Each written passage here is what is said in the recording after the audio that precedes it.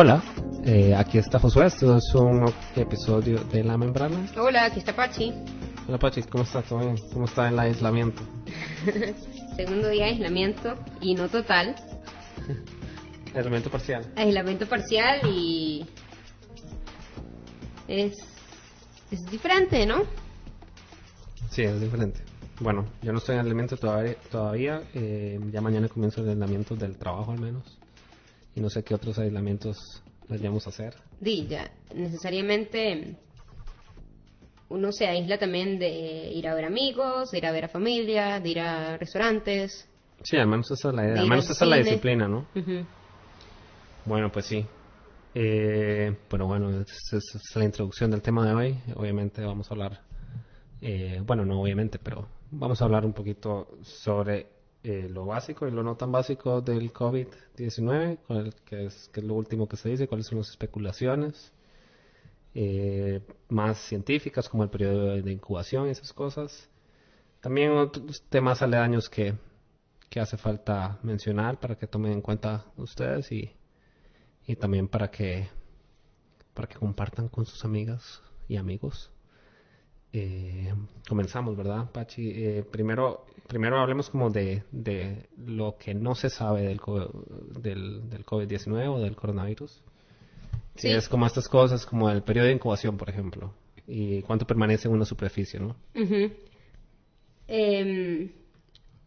Quizás antes de eso me da como añoranza o algo así mencionar el primer podcast que nosotros hicimos sobre el coronavirus. Sí. Que era un momento bastante diferente, cuando estaba completamente solo en China y se sentía como algo completamente lejano. Uh-huh. ¿No? Y hablamos de si las medidas o no eran éticas, sí. Éticas, sí. Y claro, ahora lo que hemos visto es que esas medidas son imposibles de tomar en una democracia. Sí, yo escuché comentarios en uno de los podcasts que yo escuché de Sam Harris, mencionan eso y el médico es un médico de Johns Hopkins, uh-huh. Del Instituto de Medicina estadounidense, o sea, él lo menciona como que la comunidad internacional y la comunidad de salud internacional vio eso como una medida, o sea, excesivamente autoritaria. Claro. Y él incluso menciona que había soldados en las fronteras de las ciudades de esta ciudad de Wuhan evitando que la gente saliera o sea, China pudo hacer eso porque tiene herramientas de tipo autoritario y me parece que el comentario que hicimos aquella vez, seis podcasts atrás me parece por ahí, o sea, todavía es válido, ¿no? Sí.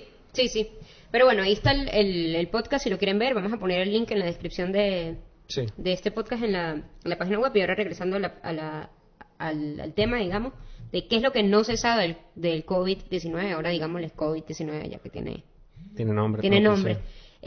Bueno, casi todo no se sabe, yo siento. Sí, exacto, hasta el momento no hay mediciones válidas o mediciones tipo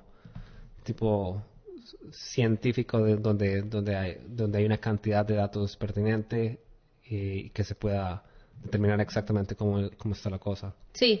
Ni siquiera el periodo de incubación se ha medido bien o se sabe o al menos no se ha publicado un dato más determinado, ¿verdad? Sí, bueno, lo que sí se está tomando al menos como cierto es que hay un periodo de incubación máximo de 14 días. Uh-huh. Pero por ejemplo, yo he leído de que la mayoría de las personas desarrolla síntomas en los al quinto día del contagio. Uh-huh.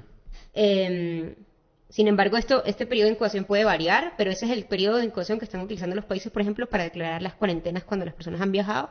Están uh-huh. utilizando los 14 días, que es como la indicación que está dando la Organización Mundial de la Salud.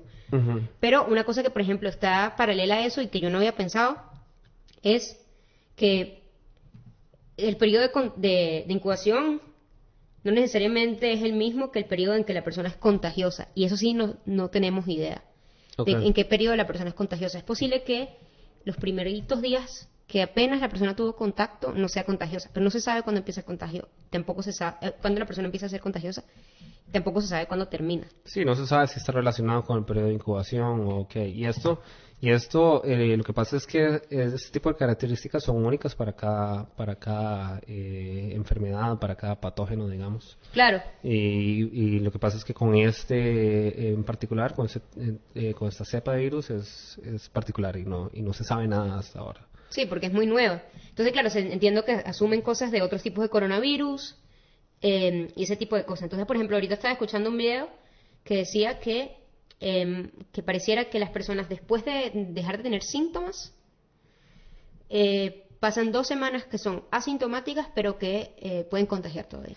No me extrañaría. Exacto. Entonces, eso significa que si alguien le da coronavirus, COVID-19, se cura, no puede salir todavía de su casa. Debería permanecer en cuarentena. Debería permanecer, exacto, en cuarentena 2 semanas más. Entonces, el cálculo es 2 semanas desde el posible contagio de cuarentena y luego cuando tiene síntomas, por supuesto, que sigue siendo... ¿Y eso ya es determinado o eso o todavía es una especulación? Bueno, yo vi un video de un español diciendo eso, de lo de las 2 semanas. Y luego me metí en la página de la OMS a ver qué había, pero solamente vi como las preguntas frecuentes, no fue que me puse a ver como... La OMS tiene como lineamientos para países y así. Entonces realmente no encontré información. Pero claro, creo que en estas cosas seguramente la gente y los países sobre todo tratarán de errar hacia lo seguro, ¿no? Sí. Porque si la persona todavía es contagiosa, es mucho peligro. Ok. Bueno, la otra cosa importante que no se sabe todavía es cuánto permanece el virus en una superficie y cuánto... Porque el virus se contagia por gotículas al estornudar, ¿no? O al toser. Y lo que pasa es que si usted tose o estornuda, probablemente... bueno, ojalá que no se lo tire directamente en la cara a alguien. Pero sí, eso casi nunca pasa. Casi nunca pasa, pero si pasara, pues es un problema. Y si usted, o sea, es una manera en que se puede contagiar. Y la otra manera es simplemente hacerlo en una superficie y que alguien toque la mano, ponga la mano sobre esa superficie, mientras el virus permanece en la superficie y después se toque las vías respiratorias y la mucosa de la boca, digamos. De la boca, la nariz o incluso los ojos. Los ojos también. Okay. Sí. O sea, la cara en general es un peligro porque si te tocas la cara y luego está eso en la cara y luego típico que uno se rasca el ojo así como moviendo toda la mano, es un peligro y por eso es que por todos lados insisten en lavarse las manos frecuentemente, en no tocarse la cara y en cuando la gente tose o estornuda, no toser o estornudar en la mano, porque es lo que más uno toca todo. Entonces, o toser o estornudar con el antebrazo, digamos, o también con un papel que inmediatamente botes y te lavas las manos. O sea, nada de estar guardando papelitos en los bolsillos y estarlo utilizando. Porque, por ejemplo, el estornudo es muy poco común, un síntoma muy poco común en el coronavirus, pero en el COVID-19, pero pudiese ser que tú tuvieses estornudo por otra razón. Sí. Igual el virus está ahí. Sí, sí. Y otras razones para estornudar son bastante comunes, alergias y otros viruses, o qué sé yo, pues un simple resfriado. Exacto. Entonces, por ejemplo, es curioso que, bueno, no sé qué pasa en otros países, pero en Costa Rica ponen medidas de prevención, lavado de manos, protocolo de estornudo y tos. Pero eso ya es prevención no individual, sino prevención social. Mientras que el lavado de manos sí es prevención más individual. Y en cuanto al tiempo de superficie, ¿cuáles son las especulaciones para eso? No hay, ¿verdad? Es como... Lo que dice el tipo que entrevista a Sam Harris dice de 1 hora o un día, pero hay otras especulaciones de más días. Entonces, para otros virus otros coronavirus. Para otros coronavirus permanece más tiempo. No se sabe en realidad. Sí, ahí había uno que decía que permanecía hasta 9 días en alguna superficie. El de Sam Harris dice algo que a mí me calmó, que decía como... Pero dice algo así como, en una vida cotidiana es poco probable que el virus dure más de 9 días. Que dure 9 días, digamos.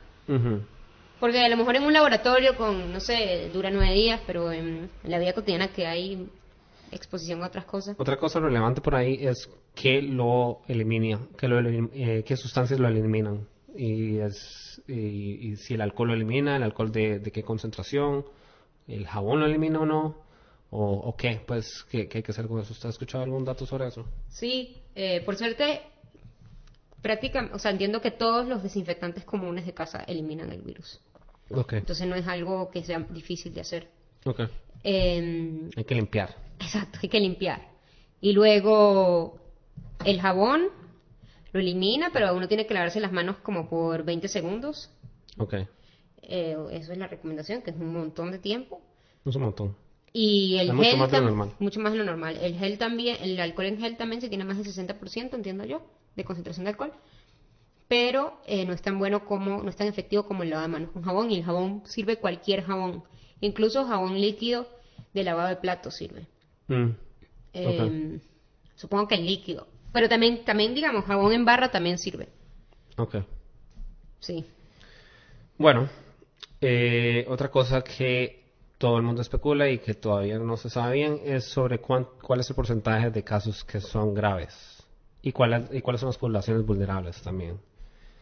Usted ahorita, antes de grabar el podcast, me mencionó un dato sobre eso. Sí. ¿Cuál es eso? El porcentaje que se está diciendo ahorita que se hizo en base de los casos chinos, sobre todo, es 80% de los casos tienen síntomas leves. Entonces, claro, yo cuando escuchaba esto, yo decía, bueno, light, casual. O sea, 80% de los casos síntomas leves, es una gripe fuerte, pero bueno. 80% me parece un número muy bajo. O sea, 20% de los casos graves es muchísimo. Es muchísimo. Sobre todo cuando escuches esta segunda parte, que es qué es lo que los chinos consideraban leve. Y los chinos consideraban leve cualquier caso que no fuese un hospital. Pero dentro de los casos que no fuesen un hospital, debido a las condiciones que había en China en ese momento, pudiera haber casos de neumonía. Gente con neumonía que estaba en su casa con neumonía. Sobrevivieron, todo bien, pero tuvieron neumonía. Entonces, sí, neumonía es horrible. Claro, es muy grueso ese porcentaje porque leve solo significa que no tuviste que ser, no sé si ir al hospital o internado, digamos, pero hay muchos rangos de leve. Dentro de ese rango de leve hay gente que casi no va a sentir nada. Pero no sé cuánto es el porcentaje y en el podcast que escuché no sabían. ¿Y hay algún porcentaje determinado o medido en algún país sobre gente que requiere cuidados intensivos? Seguro hay, pero yo no me lo sé. O sea, sería diferente a este 20% que tiene Sí. que ir al hospital. Y bueno, usted mencionó también un porcentaje sobre gente que necesita respirador. Ah, no, usted dijo que era una fracción de Sí. este 20%, que no es todo el mundo. Sí, exacto. Sí. Sí, lo del respirador es horrible porque necesitas un respirador porque tú no estás siendo capaz de respirar por ti solo y como no hay nada que la medicina actual te pueda dar para curarte del virus, es para que se respire por ti mientras tu cuerpo termina de luchar contra el virus, ¿no? Y lo otro que es importante, bueno, no sé si es importante, pero lo otro que es relevante o lo que sea, es que esto es una enfermedad que afecta más a la gente más grande porque el sistema inmunológico reacciona de una manera más agresiva. Sí, tiene una respuesta inmunológica más fuerte. Sí, parece que eso también es posible, que sea la diferencia entre hombres y mujeres. Los hombres tienen una respuesta inmunológica más fuerte. Igual esa es la diferencia entre adultos y niños. Sí. Bueno, exacto. Esto de que dices eso de hombres y mujeres es porque los hombres tienen un porcentaje de muerte más alto que las mujeres. Es poco, pero sí hay una diferencia. Hay una diferencia ahí. Entonces pudiera ser por ahí. Pero también pudiera ser porque, bueno, la mayoría de los datos vienen de China hasta el momento. Pudiera ser porque muchos hombres en China fuman y no es tan común que las mujeres fumen en China. Okay. O sea, son muchos factores y no se sabe casi nada. Sí, no me acuerdo cuál científico o científica mencionaba en algún podcast que yo escuché que decía que es muy difícil hacer ciencia, aislar parámetros en ciencia que se hace con datos de la vida real, porque resulta que también había un porcentaje de la gente que también fumaba. Entonces eso ensucia los datos, pues. Exacto, y por ejemplo en ese mismo sentido, ahorita por ejemplo dicen, no, en Italia se está muriendo tanta gente porque hay muchos viejos. Y entonces resulta que no sabemos, por ejemplo, cuál va a ser el porcentaje de muerte en Estados Unidos, que hay mucha gente obesa. Y obviamente la obesidad trae, en muchos casos, diabetes, que ya se sabe que es una de las condiciones que te trae mayor riesgo. Por si están escuchando el podcast no muy cerca de ahorita, del periodo en que sale, que sería, ¿qué fecha es hoy? Hubo una cantidad de muertes muy alta el domingo pasado, que hubo 600 muertos en Italia. en un solo día. Entonces, 600. sí, es una cantidad enorme para mi gusto, digamos. Y bueno, eso nos lleva a algo más. Sí, ¿cuál es el porcentaje que se ha medido hasta ahora de casos letales? Sí, en China entiendo que hablaban de cerca de 2%. Ujú. China logró hacer muchos test de gente. ¿2% o 0.2%?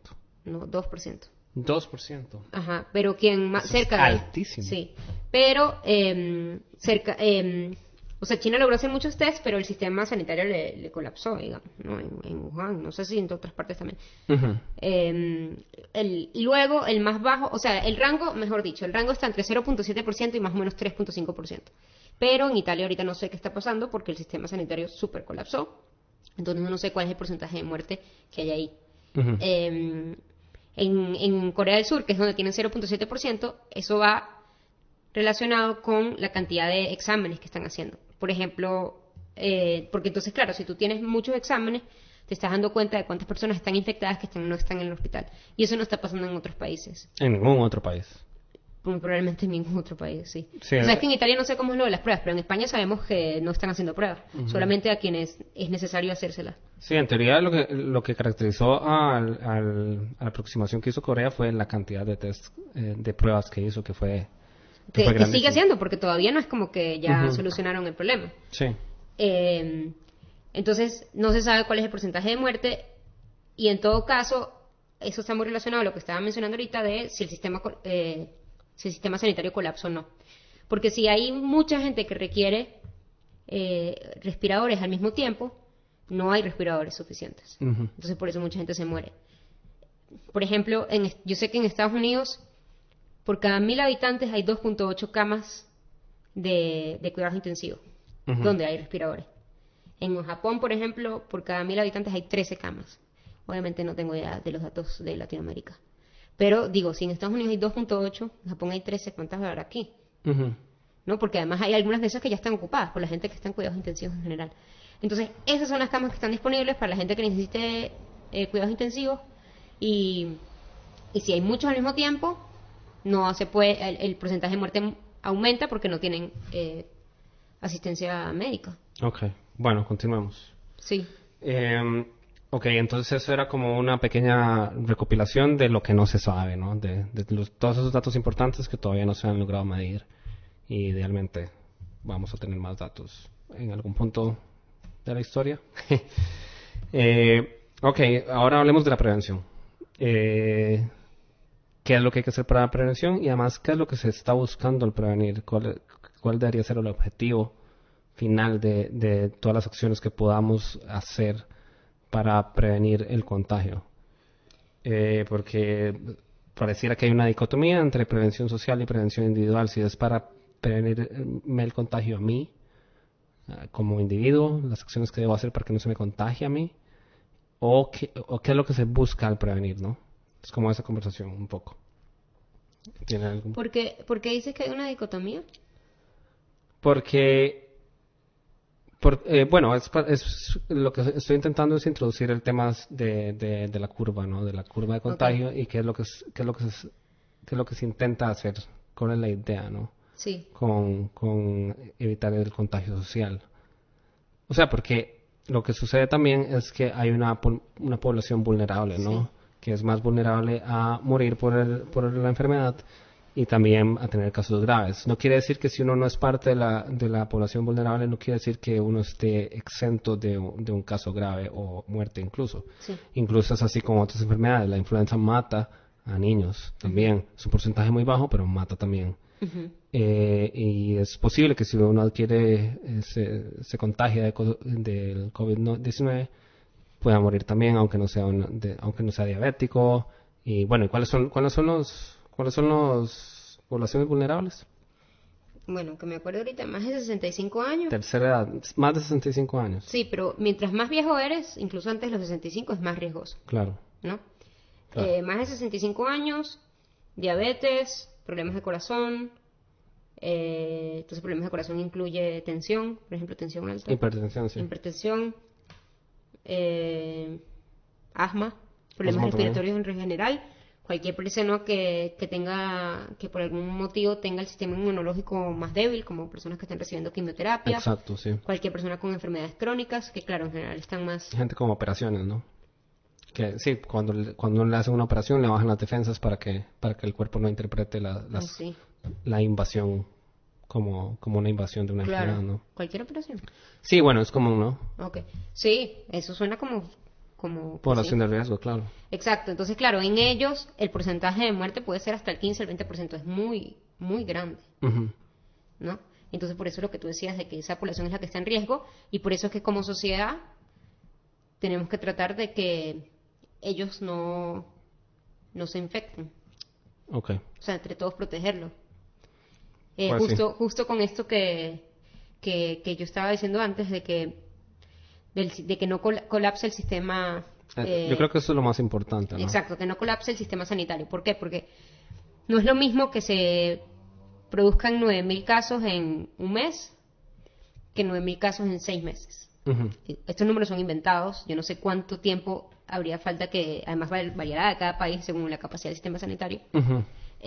Porque, por ejemplo, si tienes 9.000 casos en un mes, supongamos que esos 9.000, el 20% requiere ir a un hospital, eso significa que 2.250 personas necesitan ir a un hospital, Ujú. de las cuales, qué sé yo, 1.000 necesitarán un respirador y tú no tienes 1.000 respiradores en ese país. Pero si son 9.000 personas en un periodo de 6 meses, resulta que entonces cada mes, me puso con unos números muy complicados yo, Sí. cada mes tienes 9.000 entre 6 y de esa cantidad el 20% tiene que ir a un hospital y tú sí tienes capacidad. Entonces Sí. eso es lo que por todos lados están llamando que es aplanar la curva. No, o sea, que no sea un crecimiento tan exponencial. Ujú.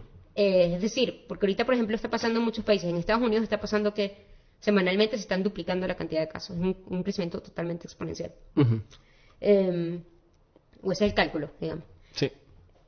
Que si cada semana se contagia el 10%, igual es muy grande, pero... Sí, que no sea un crecimiento en el que cada persona contagia a 2. Porque si cada persona Exacto. contagia a 2 personas, se dobla, y se dobla, y se dobla, y entonces es muy fácil sobrepasar en la cantidad de gente que pueden atender los cuidados intensivos o los hospitales de cada región y de cada país. Entonces eso es precisamente lo que hay que evitar, porque resulta que suceden cosas feísimas, como mencionaba Pacho ahorita, que hay que elegir a quién atender. Hay que elegir quién muere, básicamente. Sí, he escuchado relatos de médicos italianos, digamos, que están tomando esas decisiones ahorita. No tienen suficientes respiradores, entonces toman decisiones tipo, si alguien tiene más de 80 años, no le pongo un respirador. Ujú. Porque tiene muy poco chance de sobrevivir. Ujú. Pero Entonces, casi el que respirador- debería, o sea, lo ético ahí debería ser ocasionarles eutanasia, ¿no? O Sí. dejarlos morir de coronavirus, de que mueran de neumonía, tosiendo hasta que se les desangren los Bueno, pulmones. entiendo que lo que hacen es que, no sé, pero sé que si la persona está consciente demasiado, lo inducen en un coma, ¿no? Una coma. Ok. No sé si hacen eutanasia, eso ya no tengo idea. Bueno, un coma inducido suena mejor que dejar a la persona ahí Claro, pero no toser. sé si tú puedes inducirle un coma a alguien y no poner un respirador, o sea, eso es eutanasia. No sé, no tengo idea. Es básicamente, sí. Tal Pues- vez es una manera... Sí, eso es una super discusión de si le tendrían que, bueno, yo pensaría que sí, pero que tendrían que... Claro, si usted decide, si estamos en un momento donde no se aplanó la curva y la cantidad de pacientes graves sobrepasa por mucho lo que puede atender en un hospital y se están tomando decisiones de cuál gente no atender, lo ético es ocasionar la muerte en ese momento. Si se decide que a una persona no se le va a atender para salvarlo, debería de ocasionarse la muerte, al menos en algunos casos, Claro, por ejemplo, lo que- gente mayor de 80 exacto. años. Sí, o sea, lo horrible es que este médico contaba, y les ponemos el link, es en una entrevista en The Daily, que están tan colapsados. Él es experto en enfermedades respiratorias, pero tuvieron que entrenar a todos los médicos, a dermatólogos, Ujú. todos los médicos a cómo atender a esta gente y todas las enfermeras a cómo atender a este tipo de pacientes y no puede entrar nadie. Entonces las personas se mueren solas, no puede entrar en visita y ellos tratan de llamar a los familiares, pero él dice, pero hay veces que no hemos podido. Entonces hay veces que nos llama la familia y les tenemos que decir, se murió hace 4 días. Ujú. Y no habían podido decirle Ujú. por lo colapsados que están. Sí, porque Entonces, están ocupados. claro, entonces yo digo, o sea, obviamente lo ético sería eso, pero digo, a lo mejor ni siquiera pueden hacer eso. Porque para hacer la eutanasia a una persona con coronavirus probablemente necesitan todo el traje, toda la cosa. Ok. Pues sí, entonces... Es horrible. Yo creo que una enseñanza de esto es la importancia de enfocarnos en aplanar la curva para que no sobrepase nuestro sistema de salud, la cantidad de contagios, y no importa si usted no es población, porque es muy fácil, o sea, la mayoría de la gente que escucha esto es alrededor de 30, 20 años, es joven. Entonces, o sea, no lo haga solo por usted. La idea es evitar que a la gente más vulnerable le llegue el virus. Y eventualmente a uno es posible que le llegue, o a alguien vulnerable que usted conoce, y está bien, pero es mejor si el sistema de salud no está colapsado y se reparte la cantidad de gente a través del tiempo, de manera que podamos atender a todos, ¿no? Exacto, y yo creo que es importante porque ahorita los ejemplos que hemos visto, o sea, los ejemplos que están ahorita son en Europa, ¿no? Y en Latinoamérica claramente esto es mucho más peligroso porque nuestro sistema de salud es mucho más débil que los sistemas de salud europeos. Entonces es más importante las medidas que podemos tomar y que no las hemos dicho, pero son aislamiento social. Esa es la mejor medida, ¿no? Esa es la mejor medida. O sea, obviamente hay que lavarse las manos y todo eso, pero la mejor medida que usted puede hacer es no salir de su casa. Ahí vamos a poner ahí en un artículo de Washington Post que tiene como unos gráficos súper buenos de comparan cómo se contagia dependiendo de las diferentes medidas. Entonces, por ejemplo, las medidas, él dice, medidas tipo las que trataron de poner en Italia de bloqueo. Dice, ok, las medidas de bloqueo, si fueran realmente efectivas, ok, sí, mantendrías a toda la población infectada separada, pero eso no es real, nunca son completamente efectivas. Entonces, al quedar un huequito, se le termina contagiando. La medida mejor es que la gente salga lo menos posible de su casa y sí, o sea, no salir a restaurantes, no salir al cine, trabajar desde su casa. Obviamente esto no todo el mundo lo puede hacer, lo de trabajar desde su casa. Si usted no puede hacerlo, bueno, siga con su trabajo, pero llega a su casa, se lava las manos, se baña, se cambia la ropa. Estas medidas yo no sé si son efectivas, pero son mejor que nada. Okay. Y no vayas a visitar a tus abuelos. Ok, otra cosa que la gente menciona, además de lavarse las manos y aislamiento social, que es la única medida efectiva para confrontar lo de la curva, es lo de mejorar el sistema inmunológico. ¿Has escuchado algo de esto? ¿Tiene algún sentido mejorar el sistema inmunológico? ¿Hacer ejercicio, dormir bien? ¿Tendrá sentido? Visto que, por ejemplo, en los adultos es más bien la respuesta inmunológica lo que nos saca de control. Sí, no tengo idea. En todo caso, esto es una cosa individual y no social, que son las medidas más importantes, ¿no? Exacto. Yo instintivamente pensaba que era bueno y por eso compré esas vitaminas. Como pensando, bueno, si nos da, que nos dan los menos posible. Porque no vamos a generar inmunidad tomando vitamina C. No. Nos va a dar. Si uno se contagia, te va a dar coronavirus. La inmunidad solo se genera con el coronavirus. Exacto. Es la única manera. Exacto. Lo cual significaría, ni siquiera con el coronavirus, con el COVID-19. Correcto. Si sí, te con da este otro coronavirus, chao, no importa. Sí. O sea, porque es lo mismo que la vacuna, digamos. Y igual eso, Josué, no se sabe. Digamos, la mayoría de los virus son así, de que te genera inmunidad una vez te da. Pero todavía no hay certeza que este sea así, se asume. Sí. Y ojalá que sí sea así, porque si no, si no, no sé ni cómo salimos de esta pandemia, si la gente, porque la manera como se sale la pandemia es que más gente genera inmunidad. Entre más gente inmune, el virus no tiene cómo sobrevivir y no tiene cómo sobrepasar de persona a persona, porque hay mucha gente inmune, y eso es lo que sucede con todas las vacunas que ya tenemos. Por eso es que la polio no existe ahora, por eso es que no existe el paludismo y otras enfermedades que se curaron con vacuna. ¿El paludismo es vacuna? Creo que sí. Los virus que hubo problema generalizado y que se fue saliendo, bueno, no sé seguro. ¿El paludismo es lo mismo que la malaria? No estoy seguro. Sí, no estoy seguro. No, malaria creo que no tiene vacuna. El tétano es. El tétano, hay muchísimos. Sí, hay muchísimos. La viruela. La viruela, exacto. Todas esas se quitaron con vacuna para los que no están demasiado enterados, porque la mayoría de la población es inmune, entonces el virus no tiene cómo viajar de población a población, porque la gente se inmunizó de manera artificial con una vacuna. ¿O adquirieron la enfermedad? Sí, hoy leí que ya se creó una vacuna para el COVID y se saltaron, porque escucharon nuestro podcast, el proceso de probarla en animales. Ah, ¿en serio? Y pasaron directo a probarla en 4 personas. Ok. Bueno, es que hay urgencia, ¿no? Hay urgencia, sí. Con el método normal duraría como un año, es el estimado. O 18 meses. Sí, 18 meses es el estimado, exacto. Igual esto, digamos, no pongan sus esperanzas allí. Igual hay que aislarse porque apenas... 18 meses. O sea, para que una vacuna sea aprobada, tienen que probársela muchísima gente. Y ahorita la primera prueba las hicieron creo que hoy con 4 personas. Ok. Igual hay mucha gente que está tratando de hacer una vacuna. Estos unos que ya están probando en personas. Bueno, muy bien, por dicho. Otro tipo de curas que hay para los virus son los antivirales. Así. Y supuestamente están probando antivirales de diferentes cosas para no tener que crear uno desde cero. Están probando, yo creo que incluso un antiviral para malaria. Sí. Yo creo que ¿Sabes cómo probando. funcionan los antivirales? No, ni idea. Ah, no, yo tampoco sé. No. Ok. Otra cosa que queremos comentar es las otras repercusiones que pueden tener. Claro, porque obvio, si la gente no está yendo a trabajar, o sea, por ejemplo, aquí en Costa Rica la gente todavía puede ir a trabajar. En España no, por ejemplo. Los que están haciendo teletrabajo todo bien, pero si tú trabajas en algo que cerraron, no se está yendo a trabajar. Entonces, obviamente, la repercusión clara es la repercusión económica. Sí. Más todos los cierres de fronteras que implican cero turismo. Sí.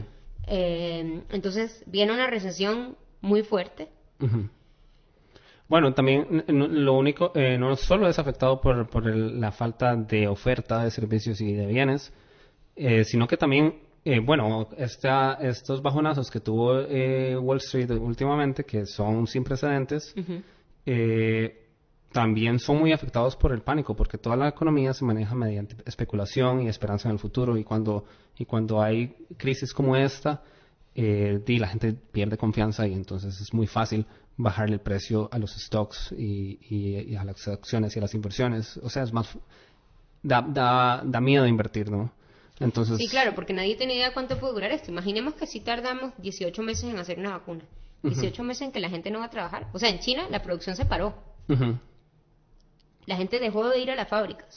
Milán, digamos, y toda la zona de Milán, que es la más afectada en Italia, también es donde más fábricas hay. Es el motor económico italiano, paralizado también. Y no se sabe a cuántos más países les va a pasar. Entonces, claramente, también se afecta la cadena de producción. Que todavía nosotros, bueno, yo no he visto las repercusiones, pero entiendo que, por ejemplo, que en Estados Unidos ya no se están consiguiendo aparatos electrónicos, algunos aparatos electrónicos que se producen en China, y cosas así. Y eso está súper fuerte, pero escuché un podcast que de Daily también, sobre por qué esta recesión va a ser diferente, y el tipo decía, sí, va a ser muy fuerte, es muy fuerte todo lo que está pasando, pero la solución para la economía es que se acabe el coronavirus, el COVID-19, y para que se acabe el COVID-19 hay que dañar la economía primero. O sea, hay que tomar estas medidas de aislamiento. Si no se toman las medidas de aislamiento, luego es peor. Claro, va a continuar. Exacto. Y además entonces, la afectación va a ser más fuerte. Exacto, hay que hacerlo lo antes posible. Entonces, sí, hay que tomar estas medidas. Entonces, claro, los países les dan miedo, pero es que ya no hay vuelta atrás. Sí, más bien es una irresponsabilidad hacerlo más lento de lo que se puede. Exacto, o sea, ahorita hay que ir adelante del virus, porque si las medidas de aislamiento se toman luego, no tienen tanto impacto. Es más bien al principio donde no se sabe si hay contagios, no hay prueba, no se ha probado suficiente gente, no se sabe qué está pasando, entonces el aislamiento tiene que comenzar cuanto antes. Sí, o sea, por ejemplo, para hablar de Latinoamérica, en Costa Rica, hoy dijeron que tenemos 50 casos y han hecho más o menos como 800 pruebas, digamos, han descartado 750 casos, más o menos. Y bueno, ayer fue que cancelaron colegios, ya están cerrados bares y discotecas, siguen abiertos restaurantes, pero a 50% de capacidad, y funcionarios públicos trabajan en la casa y cerraron las fronteras. En Perú hay, creo que me dijo un amigo, no sé, como 100 casos, una cosa así, pero han hecho 2.000 pruebas. Muchas más pruebas que aquí. Sí.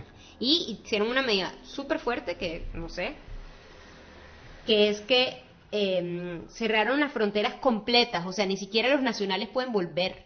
Wow. aquí en Costa Rica sí están permitiendo a los nacionales volver. Pero vuelven a cuarentena. Vuelven a cuarentena, exacto. Sí. Entonces, o sea, obviamente, por ahí había leído como las medidas que no se toman siempre van a parecer, las medidas que se tomen siempre van a parecer insuficientes y las que no se toman o algo así, o sea, siempre va a parecer insuficiente y excesivo, ¿no? Al mismo tiempo. Sí, uno lo puede interpretar de las dos maneras. Si el problema se evitara, comentamos un día de estos, que si el problema se evitara y todo fuera bien, y entonces las medidas van a parecer excesivas. Uh-huh. Pero por las medidas excesivas es que se pudo evitar, entonces existe ese sesgo de interpretación ahí. Claro, que es súper fuerte. Bueno, entonces ya para terminar, la última cosa que queríamos tocar, que es pues salud mental por la pandemia y por el aislamiento y cómo manejar esas cosas y pues dejen de ver noticias, ¿eh?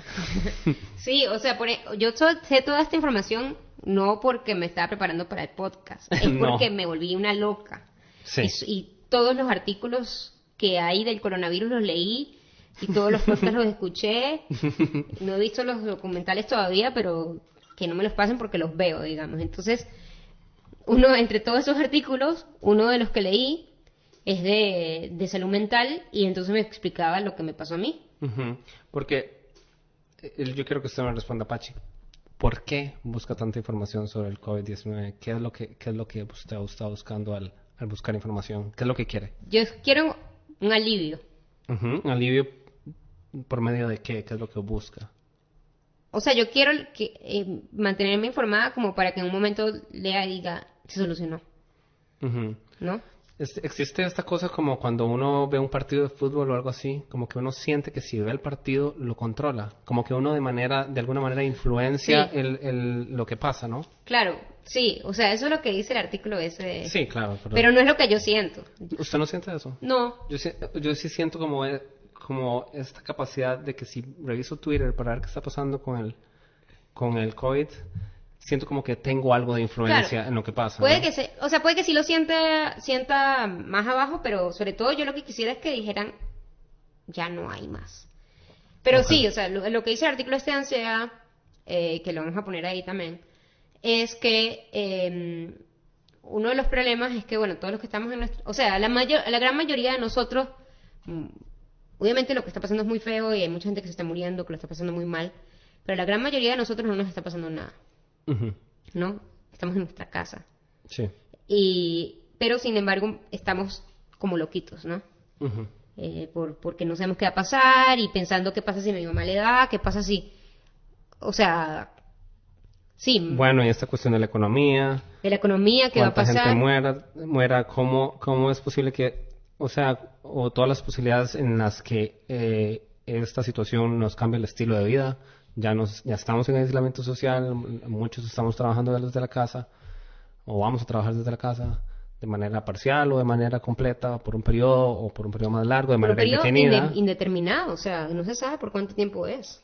Exacto, entonces esto produce cierta cantidad de estrés y cierta cantidad de preocupación. Claro, entonces lo que ella explica, o sea, tiene razón, pues, obvio, es que uno, ante toda esta incertidumbre y pensar en todas estas cosas fatalistas, uno quiere tener control y no puede. Entonces lo que siente que puede tener control es a ver información, ¿no?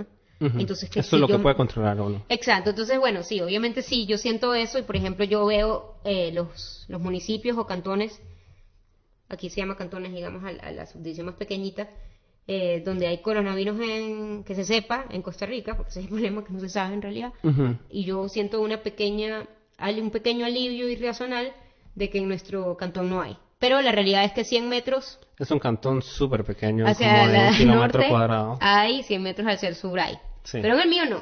Entonces yo digo, puedo seguir yendo al automercado. Porque aquí solo los que están en mi cantón van a este automercado. Y Pues ninguno tiene. Entonces es eso, ¿no? Esta necesidad de control. Entonces, claro, ¿qué necesidad tenemos real de estar viendo las noticias todo el día? Estar viendo Twitter todo el día. Por ejemplo, aquí en Costa Rica hicieron una medida que ahora que lo pienso, tomando este artículo, es buena para la salud mental, que es que solo dan una actualización al día de cuántos casos hay. No hay actualizaciones. Es una a las 12:30 del mediodía. Esa es la actualización del día. Y entonces está bueno, porque entonces uno diría, bueno, esa es la única noticia que yo necesitaría en realidad. Obviamente uno... O ninguna.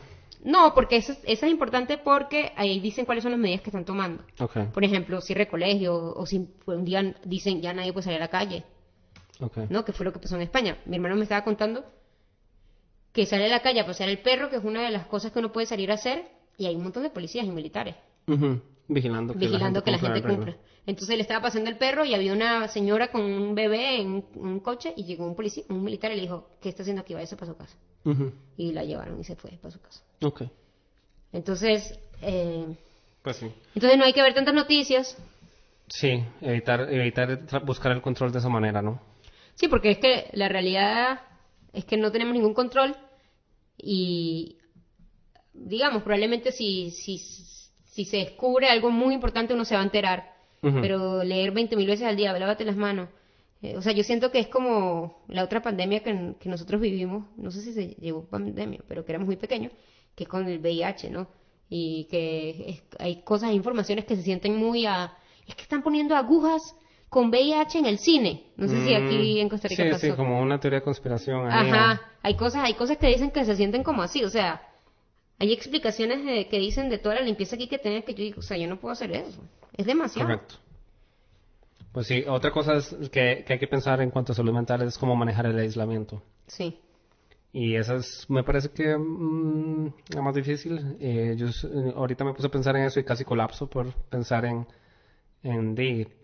o sea, una de las pocas cosas buenas de la vida es convivir con otros, ¿no? Convivir con amigos, convivir con gente cercana, familiares, y es difícil. Entonces, hay que aprender a ir de esa manera, aunque sea por un periodo indefinido. O sea, yo creo que es importante como hablar por teléfono con la gente, ¿no?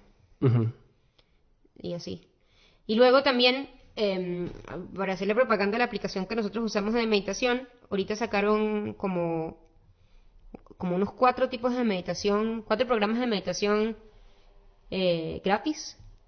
La aplicación se llama Headspace y ellos siempre tienen las 10 primeras meditaciones, las meditaciones básicas gratis, pero ahora sacaron 4 como sobre estrés, una que se llama Caminar en la casa, otra que se llama Focus, Ujú. gratis, no hay que pagar suscripción.